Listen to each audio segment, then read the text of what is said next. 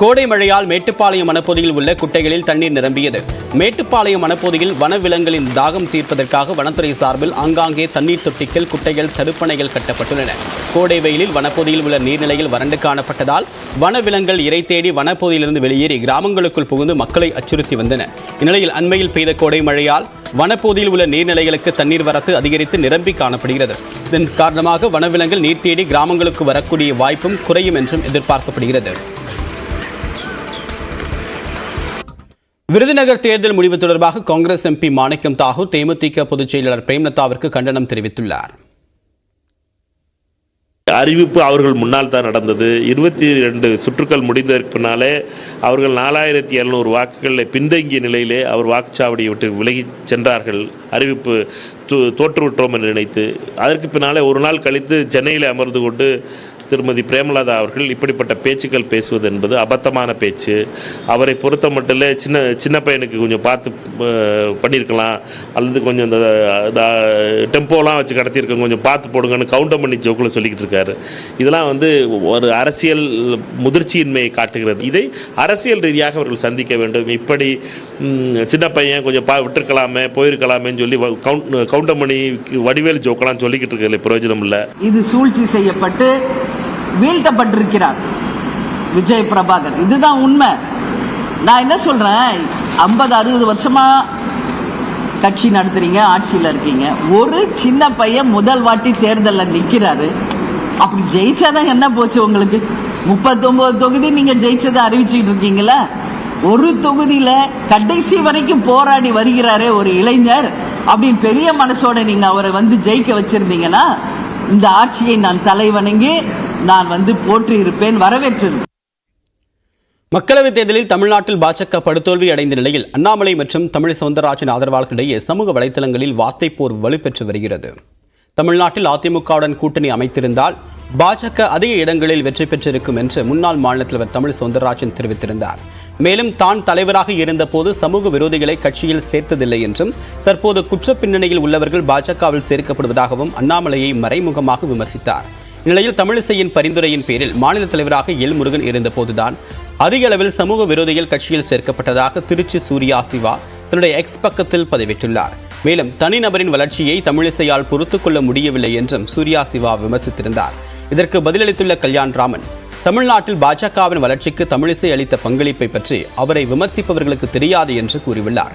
எனவே அண்ணாமலை மற்றும் தமிழிசை இடையிலான பனிப்போர் சமூக வலைதளங்களில் தீவிரமடைந்து வருவதாகவும் கருதப்படுகிறது.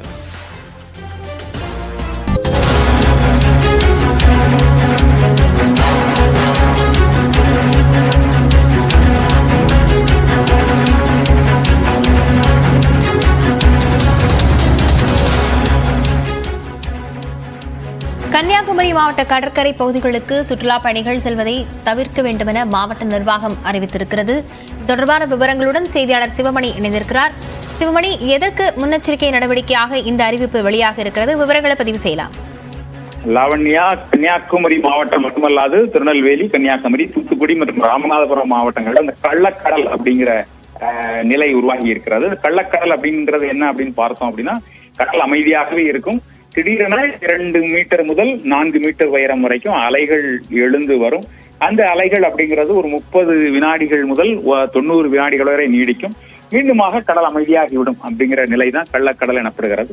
அந்த கள்ளக்கடல் ஏற்படுவதற்கான வாய்ப்புகள் இருப்பதாக அந்த வானிலை மையம் அதை எச்சரித்திருக்கிறது. இந்த எச்சரிக்கை அப்படிங்கிறது கன்னியாகுமரி மாவட்ட கடற்கரை பகுதிகள் முழுமையாக சுற்றுலா பயணிகள் செல்வதற்கு மாவட்ட நிர்வாகம் தடை விதித்திருக்கிறது. இதே போன்ற நிலை திருநெல்வேலி மாவட்டத்தில் கூட்டப்புலி முதல் கூடுகாலை வரை இருக்கும் அப்படிங்கிற தகவலை மாவட்ட நிர்வாகம் சொல்லியிருக்கிறார்கள். கன்னியாகுமரி, திருநெல்வேலி மாவட்டம் மட்டுமல்லாது தூத்துக்குடி மற்றும் ராமநாதபுரம் மாவட்டங்களிலும் இதுபோன்ற நிலை நாளை நள்ளிரவு வரையும் ஏற்படுவதற்கான வாய்ப்புகள் இருப்பதாக கூறப்படுகிறது. குறைந்தபட்சமாக 1 மீட்டர் உயரம் வரை, அதிகபட்சமாக 4 மீட்டர் உயரம் வரைக்கும் அலைகள் திடீரென உருவாவதற்கு வாய்ப்பு இருக்கிறது. எனவே பொதுமக்கள் எச்சரிக்கையாக இருக்க வேண்டும் அப்படிங்கிற அறிவுறுத்தலும் வழங்கப்பட்டிருக்கிறது. லாவண்யா, விவரங்களுக்கு நன்றி சிவமணி. தொடர்ந்து சூப்பர் 30 செய்திகளை பார்க்கலாம்.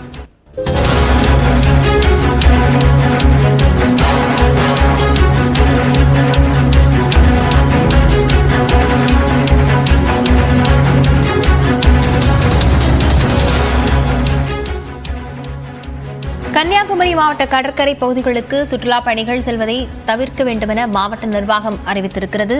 தொடர்பான விவரங்களுடன் செய்தியாளர் சிவமணி இணைந்திருக்கிறார். சிவமணி, எதற்கு முன்னெச்சரிக்கை நடவடிக்கையாக இந்த அறிவிப்பு வெளியாக இருக்கிறது? விவரங்களை பதிவு செய்யலாம். லாவண்யா, கன்னியாகுமரி மாவட்டம் மட்டுமல்லாது திருநெல்வேலி, கன்னியாகுமரி, தூத்துக்குடி மற்றும் ராமநாதபுரம் மாவட்டங்கள்ல அந்த கள்ளக்கடல் அப்படிங்கிற நிலை உருவாகி இருக்கிறது. கள்ளக்கடல் அப்படின்றது என்ன அப்படின்னு பார்த்தோம் அப்படின்னா, கடல் அமைதியாகவே இருக்கும். திடீரென 2 மீட்டர் முதல் 4 மீட்டர் உயரம் வரைக்கும் அலைகள் எழுந்து வரும். அந்த அலைகள் அப்படிங்கிறது ஒரு 30 வினாடிகள் முதல் 90 வினாடிகள் வரை நீடிக்கும். மீண்டுமாக கடல் அமைதியாகிவிடும் அப்படிங்கிற நிலை தான் கள்ளக்கடல் எனப்படுகிறது. அந்த கள்ளக்கடல் ஏற்படுவதற்கான வாய்ப்புகள் இருப்பதாக அந்த வானிலை மையம் அதை எச்சரித்திருக்கிறது. இந்த எச்சரிக்கை அப்படிங்கிறது கன்னியாகுமரி மாவட்ட கடற்கரை பகுதிகள் முழுமையாக சுற்றுலா பயணிகள் செல்வதற்கு மாவட்ட நிர்வாகம் தடை விதித்திருக்கிறது. இதே போன்ற நிலை திருநெல்வேலி மாவட்டத்துல கூட்டப்புலி முதல் கூடுகாலை வரை இருக்கும் அப்படிங்கிற தகவலை மாவட்ட நிர்வாகம் சொல்லியிருக்கிறார்கள். கன்னியாகுமரி, திருநெல்வேலி மாவட்டம் மட்டுமல்லாது தூத்துக்குடி மற்றும் ராமநாதபுரம் மாவட்டங்களிலும் இது போன்ற நிலை நாளை நள்ளிரவு வரையும் ஏற்படுவதற்கான வாய்ப்புகள் இருப்பதாக கூறப்படுகிறது. குறைந்தபட்சமாக 1 மீட்டர் உயரம் வரை, அதிகபட்சமாக 4 மீட்டர் உயரம் வரைக்கும் அலைகள் திடீரென உருவாவதற்கு வாய்ப்பு இருக்கிறது. எனவே பொதுமக்கள் எச்சரிக்கையாக இருக்க வேண்டும் அப்படிங்கிற அறிவுறுத்தலும் வழங்கப்பட்டிருக்கிறது. லாவண்யா, விவரங்களுக்கு நன்றி சிவமணி. தொடர்ந்து சூப்பர் 30 செய்திகளை பார்க்கலாம்.